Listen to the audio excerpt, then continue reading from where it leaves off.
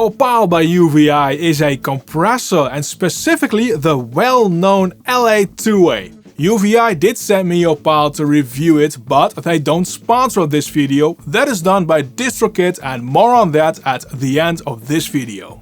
With the overkill of LA-2A based plugins out there, what does OPAL bring to the table to convince us to use it? Well, besides having unparalleled accuracy and a faithful representation of the vintage hardware, not my words. I'd say it has to be that this LA-2 plugin is not one but basically 7 emulations of that well-known optical compressor with T4 cell. It's always funny to read how companies try to not say Teletronic's LA-2A while they absolutely mean LA-2A. UVI could have created a dial or switch for the 7 variations, but I really like what they've done here with this fold-out menu. We'll dive into those variations in a minute.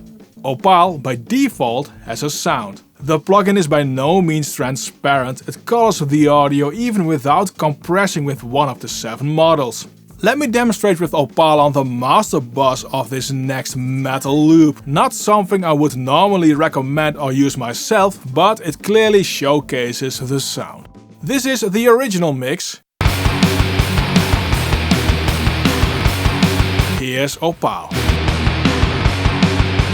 In default, with treble off, you get this high roll-off at 5 kHz. Enabling treble removes that low pass and adds a shelf around 15-16 kHz, which is actually the default boost of an LA-2A.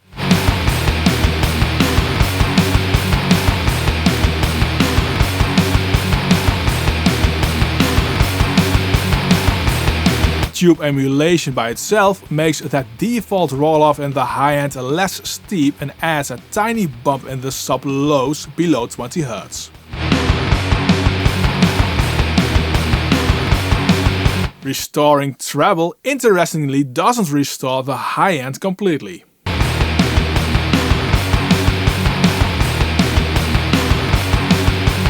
My guess is that the treble feeds into the tube modeling. That means that saturation is kicking in, smoothing out the high end as well.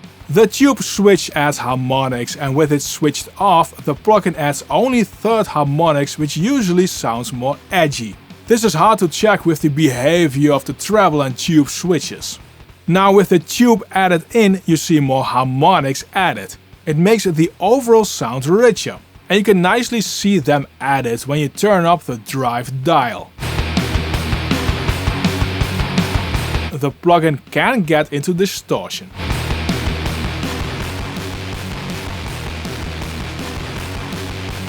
And with that, the aliasing looks to be nicely taken care of, even though you don't have any options to set oversampling. CPU usage on PC is about 4% on my system. Toggling the tube switch adds or subtracts about 1 percentage point for me. And on Mac M1 it seems about the same.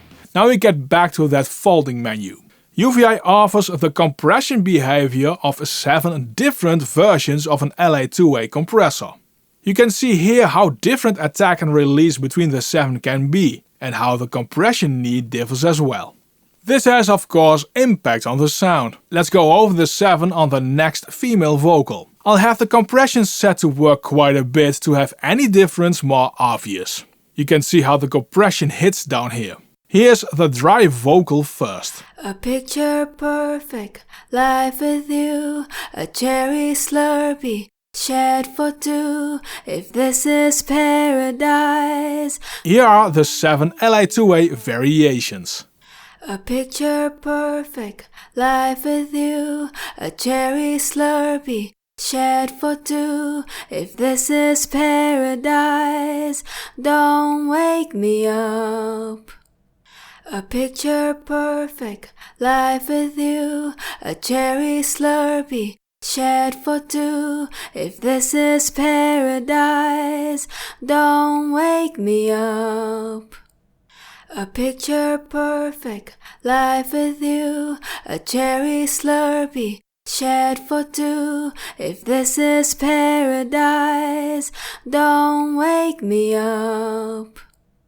A picture perfect life with you, a cherry slurpee shared for two. If this is paradise, don't wake me up.